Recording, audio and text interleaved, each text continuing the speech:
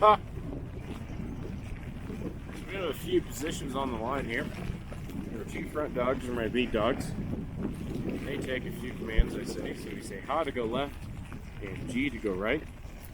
Another command we use is whoa. With the combination of the brake, we can stop or slow the team down. So about 4 or 5 lead dogs and a few other dogs in training. What you're looking for is a dog with a good demeanor, holds the line out, especially whenever we're stopped. These guys set the pace up there, so however fast they want to go, it's the fastest we go. So these are my brakes.